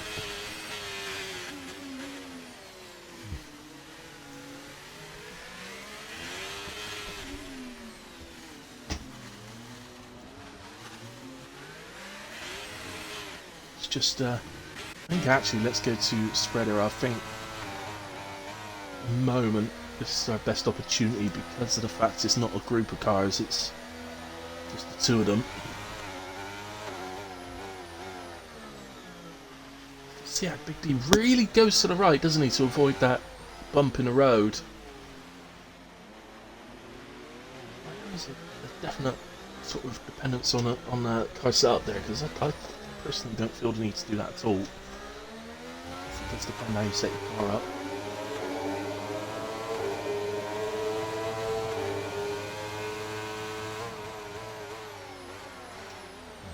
Spreader's gone to the inside for the chicane. But, Big D says, no, you're not. Absolutely not. Not today, my friend. And holds him off for another lap.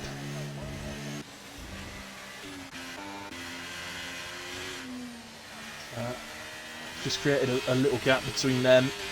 Just gone up to Kamarov, but he seems to be slightly falling back off Axel, if anything.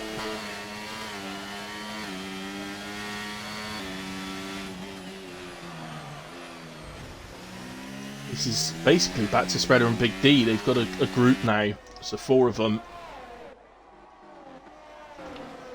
So, Big D, Spreader, Scott, Jesus. And they've got Silent Oxen closing in as well.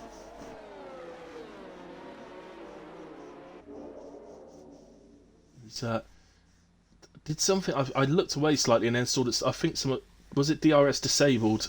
Flash up at the top. I looked away slightly, looked back, and it looked like something disappeared quickly, so I think that's what just flashed up at the top. So DRS disabled.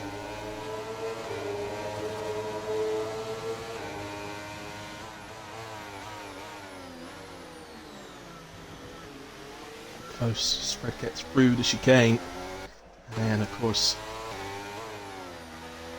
the gets on the power and disappears again.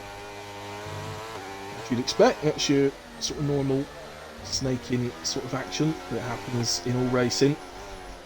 Car ahead brakes for the corner so you catch them, and then they accelerate first so they disappear again.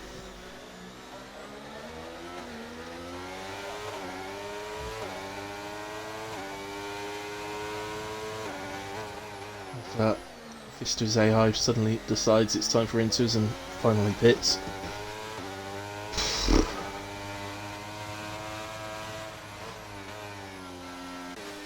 Let's just go to Scott behind Master Spray, because Spreader's just dropped a little bit off of Big D. Suddenly 1.2 seconds up the road.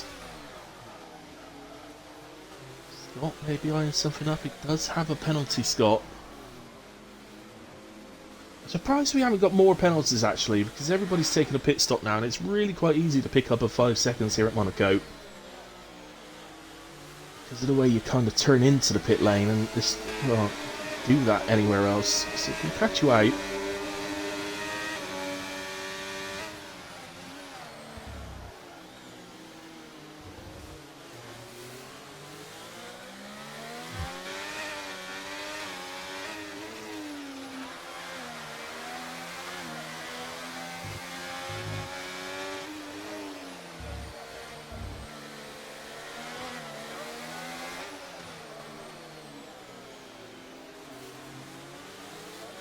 Anything that Scott can do.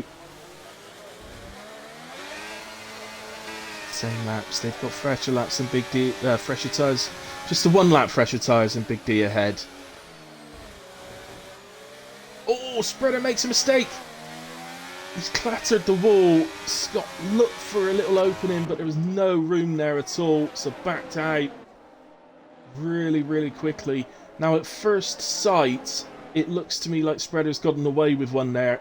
It doesn't have any obvious signs of damage, as that's Tataria's Silent Oxen, who's caught that 3.5 seconds up and gotten onto the back of this group. Has a little look to the inside of Jesus, but couldn't get through.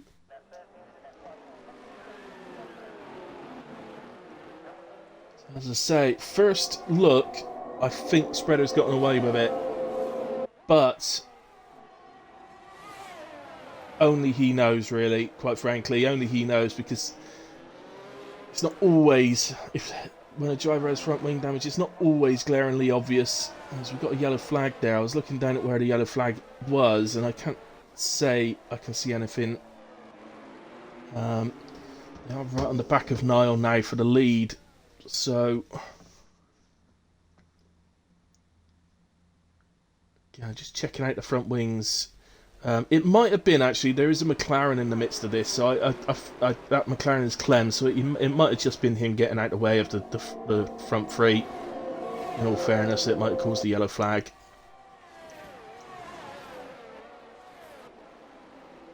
Reminder on those rules, blue flags, you are, even though the car is ghost, you are still expected to sort of mind out the way, especially, not especially, you're supposed to do it every track, but somewhere like Monaco, where it is so off-putting,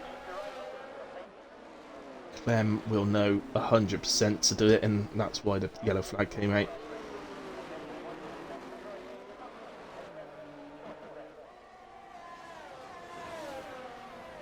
Yeah, and at the moment, there's just no way through for anyone.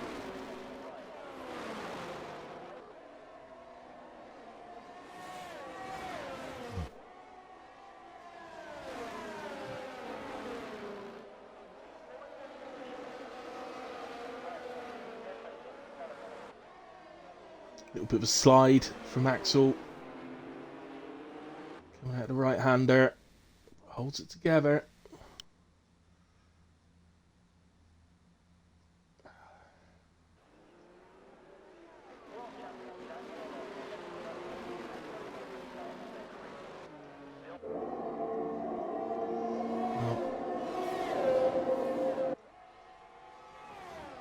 To be honest,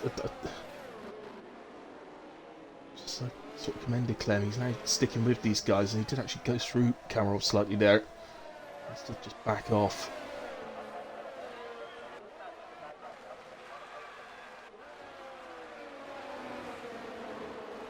I know it's frustrating. It is frustrating, by the way. I mean, especially if you feel you got the pace to at least keep up with them, if not maybe even unlap yourself, it's incredibly frustrating.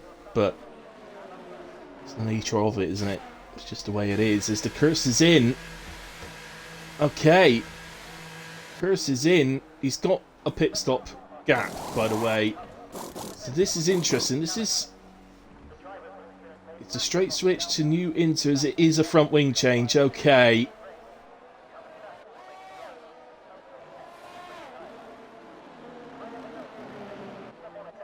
So it is a front wing change for Curse. So I think it is more a case of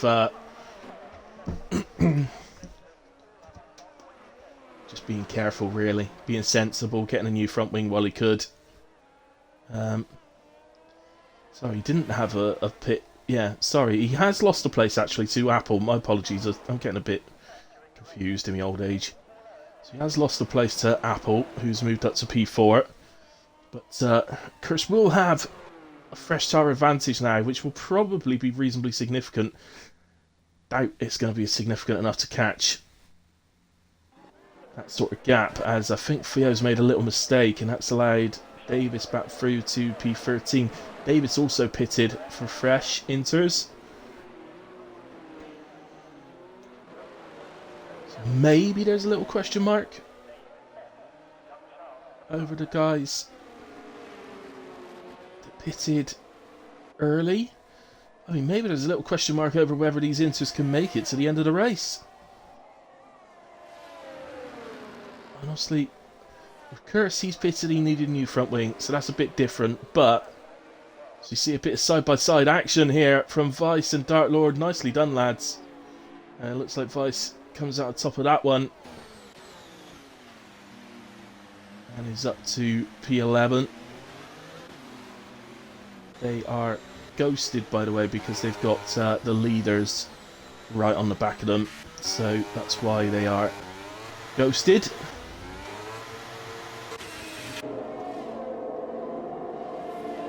And that is a McLaren, and that is Clem. Looks like he's lost his left end plate.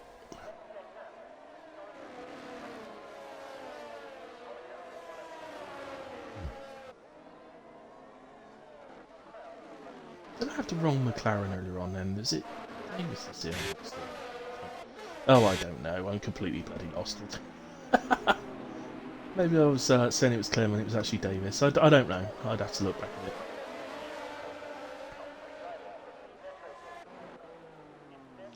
Chris picks up 3 seconds. But look at the gap coming down. Look how fast he is compared to Apple.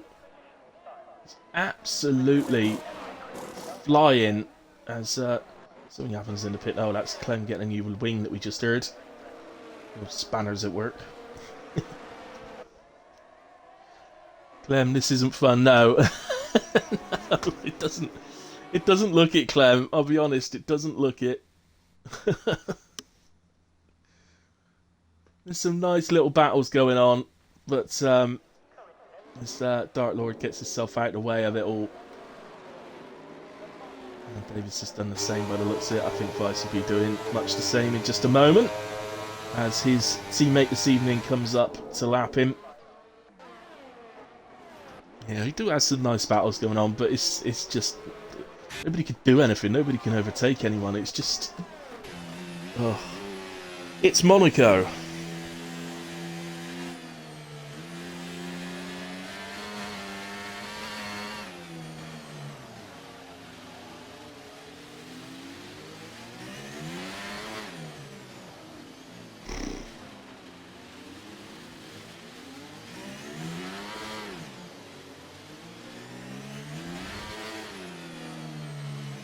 Right, Kamarov is in. He's going on to fresh inters. He's going to roll the dice, maybe. So it's definitely going to be a little bit of Here comes... Is that Curse, I think? No, it's not. It's Theo. That's Curse. Kamarov comes out just ahead of Curse. A little Alfa Romeo sandwich, but that gives you an idea of the undercut that Curse just got. Bearing in mind he had to have a front wing change as well, and yet he's come out right on the back of Kamarov, who is going to be flying now. Now the problem becomes now, what Kamarov's just done by pitting first, it means he's guaranteed an undercut. If the front two now pit, he's going to take the lead of the race. So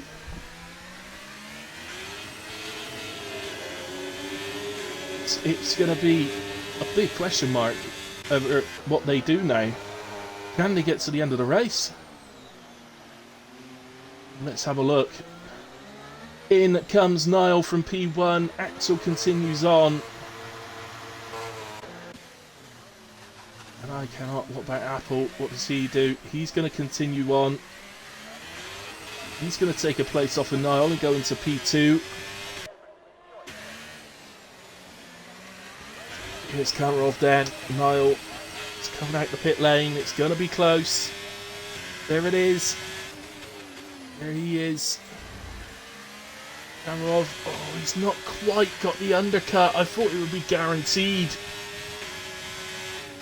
He's going to get a run all the way up the hill, but again, as long as Niall... No.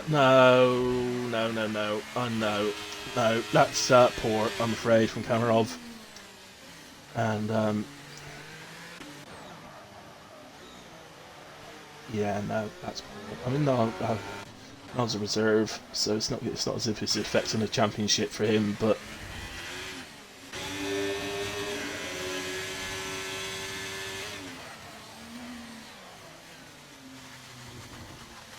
It's effectively a pit manoeuvre.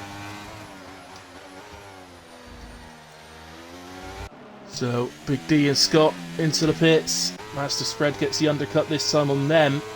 So he's now back ahead of Big D and up into P8. He'll be chasing after Silent Oxen, who will be one of the drivers thinking I could really do without needing to stop here. And in comes Apple from P2. If there's any chance that he could get to the end, I think he would have. Because it would have been his only chance, really, of holding onto a podium.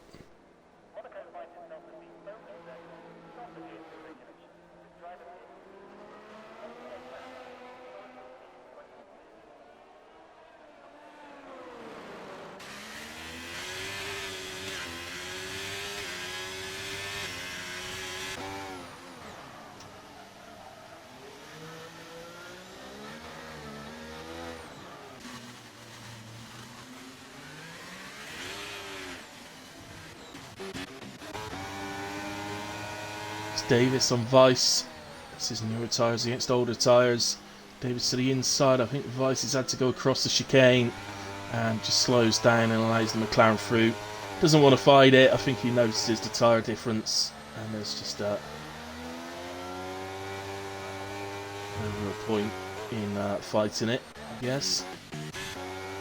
I was caught back onto the first here. So not completely out of the realms for Niall to still pick up a podium here. So you've got to think that Axel is now looking to get to the end of this race. He's absolutely decided I'm not going to pit. Going to the end of the race. Vice, by the way, has pitted, so he's now in.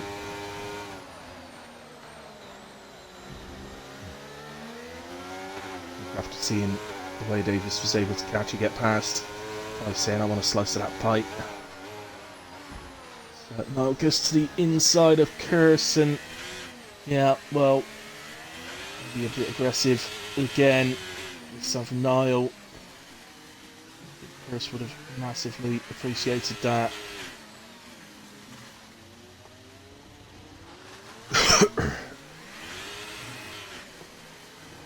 So, I think that was as bad as the previous one, but have it. In a way, it's tough out there. It's really, really tough out there. People make mistakes. So,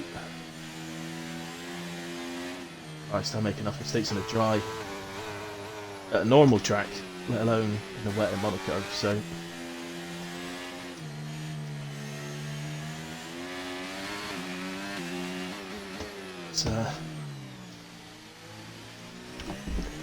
anybody tuning in, if anybody's actually been with me the whole race, nobody's commented.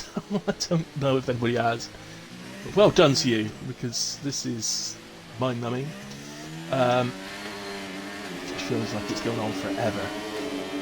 With Big D at the moment, who is just gradually catching on to the back of Spreader.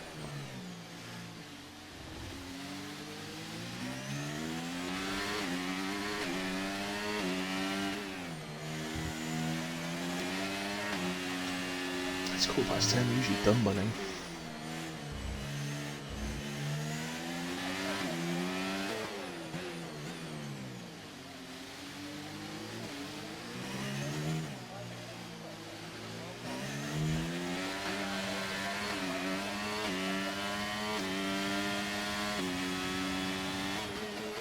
Be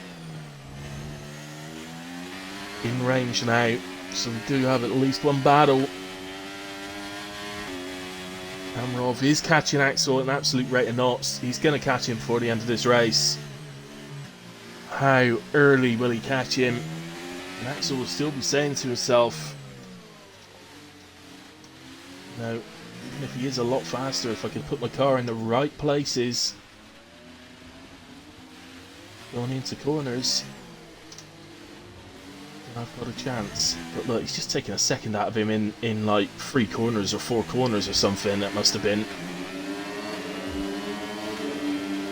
think Axel may have made the wrong decision here. We'll obviously move to that, guys, as Kamarov gets close. The one that is close at the moment. It's the spread in the Williams in P8, Big D, AlphaTauri in P9. It's the spread. It was undercut by Big D earlier on when they moved to intermediates. And he's done the exact same thing back to Big D by undercutting him when going on to the second set of intermediates. I have to confess, I genuinely did think when they initially pitted to intermediates, I did not think for a second they would need to pit again. I thought intermediates would get to the end of these, but look, here we are, including this one, 7 laps from the end, and Axel is hemorrhaging time. He's in, Axel is in, he's given in and decided to pit. So he's going to drop. I think he's going to drop behind Apple. And he's probably... The McLaren is a back marker, and so is the other Alfa Romeo actually. So I think he's going to come out behind Apple in P5. It's better than retiring because of a tyre blowing up though. But you saw it, he lost so much time to Kamarov in like a lap and a half. 6 seconds basically.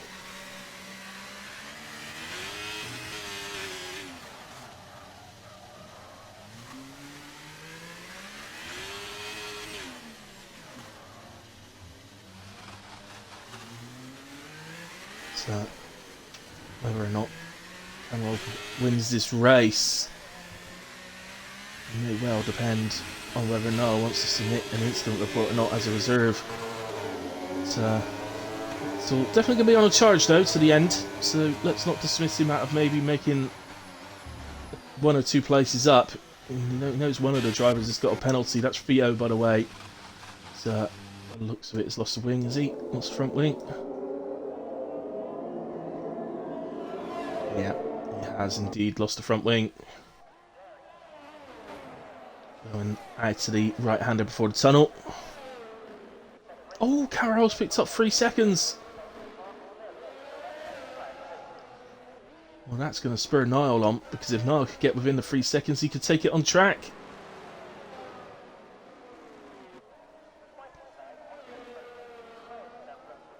Just to say about incidents, obviously doing comms, guys, I call them as I see them at the time, and I of course I am sometimes wrong, and the stewards would actually have multiple looks at the incident, as it looks like something happened to Spriggs there. Silent Ox in. He's dropped down to P10 behind Scott. He's got a pen, so you'd think that Silent Oxen will gain that back unless he has to pit here. Oh, he does! He does have to come into the pits. Nightmare. The only good news really is he won't lose any more places.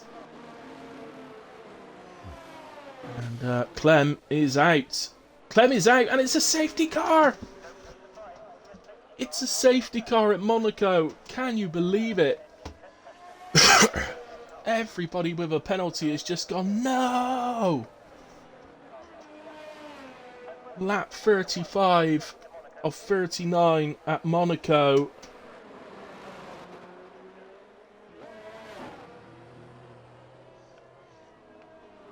Yeah, maybe it might have been Tin Man, but of course with Cameron's 3 seconds, he doesn't need to. It wouldn't be required at all. But I can't believe we've got a safety car at Monaco. This is literally the first time in about, well, pretty early in the F1-22 game that I've seen one. I get told of them. I do get told of them happening, but you know, it's a little bit like the Yeti. You know, get told about it, but nobody ever actually is able to prove it. Well, I now can because I have the stream footage.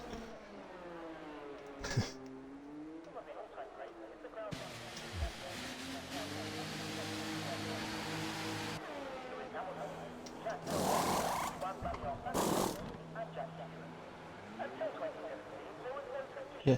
No, Gunnar, it's not true. I did see safety car on 22. But as I say, I've done multiple races here on 23, and this is the first one I've had, and there have been some horrendous crashes. We saw one at the start of this race. Somebody crashed right in the middle of the chicane, and it didn't bring one out. So it doesn't seem to know what to do the game, quite frankly. It's like it's a random number generator on whether a safety car comes out on an instant or not. As Chris and Axel seem to switch places there for a moment. Oh, 5 seconds for Spreader. He's crossed the pit exit line. Massive dolt rings out as he exits the pits. Now, where is he? He's just there. He actually might be able to get in and serve that. Just got to be careful of the laps because the safety car will obviously come in, 2 laps remaining. So yeah, it's going to go around again, and he's nowhere near the back. I don't know, does he pit or not? I don't think he needs to, maybe. It's interesting, isn't it? Because Davis is the car behind Spreader, but he's stuck behind the safety car. It's difficult for these guys to let them pass under the safety car because there's no real opportunities at Monaco to move off the track to let somebody through under the safety car. So I don't think Spreader pits. I think he just stays out because Davis obviously stuck a lap down. He's just gaining time all the time now, Spreader, so he's not going to lose anything by being 5 seconds down, so just may as well stay out.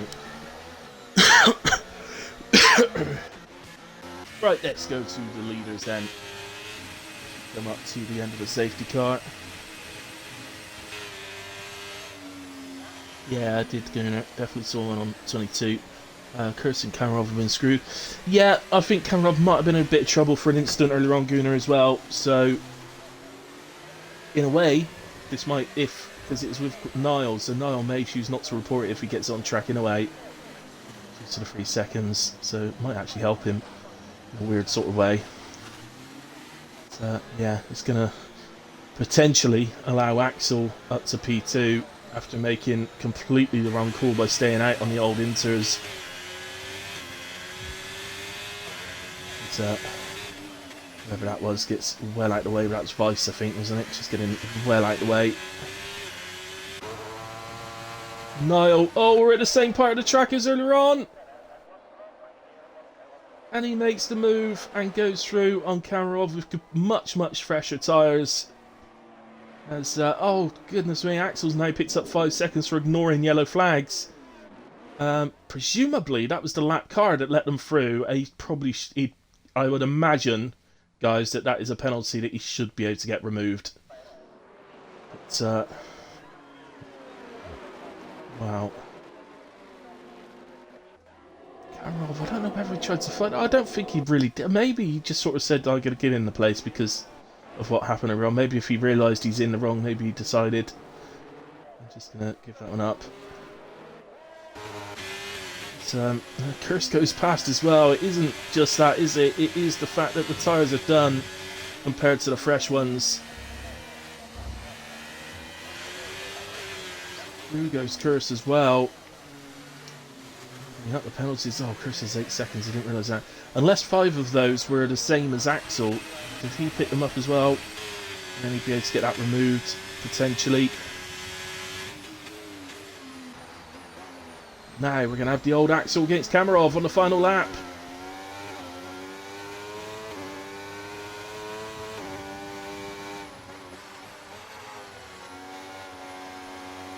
We are coming up to the end of what seems like the longest commentary I've ever done.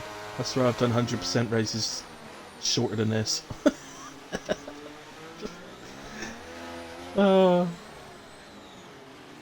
So, as I said, my prediction is that Axel will be able to get his 5 seconds removed. Kamarov can't get the 3 seconds removed. So, I think Axel on penalty countback will actually end up getting this place, regardless of whether he gets past or not. I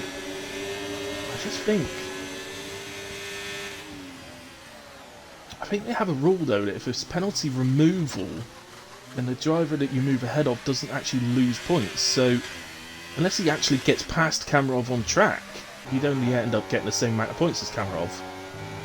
Unless they've changed that. That was the rule. I don't know whether they've changed it or not. Let's go to Niall Inouye, who has driven a superb race. It has to be said, he fully deserves to win. So well done, Niall, on victory in Monaco once again. Second time I've seen you win here. It's promoted Apple to P2, Kamarov 3, Kurz 4, Axel 5. As I say, I think that's going to change substantially. I think Axel can get the 5 seconds removed, which will promote him up, I think, to P3, I believe. Although Chris might be able to get... Oh, goodness me. Chris might get 5 seconds removed as well. Let's just do the order, shall we? Axel P5, then Big D P6, Jesus 7, Scott 8, Silent Oxen 9. Just about to cross the line and finish the race off for us. Spreader 10, Davis 11. I'll do the rest in a moment. I'm just going to be honest, guys. I'm not going to do podium interviews because it's 10:30. This has gone on forever. So I'm not doing podium interviews tonight. It's late enough as it is. The Game Awards Driver of the Day to Silent Oxen. Ours will be voted for. I'll award one myself. Well, I think my one will be Niall. I know he's a reserve, but my Streamer Driver of the Day, there's no points involved, so my Streamer Driver of the Day will be Niall, who's taking victory. But I'll put the vote up in the Discord tomorrow, I expect. Fastest lap of the race for Niall as well, 1:12.282. Who did I get down to? So Vice was, Davis 11, Vice P12, Dark Lord 13, Theo 14. Forget Vista, who's in AI the whole race after he left. Clem, unfortunately, DNF'd. Arctic Skull 17 DNF'd, and Atkins DNF'd as well. There we have it. That's that. Let me get to the race director. I'll just scroll through the instance. But as I said, guys, I do apologise, but I'm not doing podium interviews. It's just it's so late. I've had enough.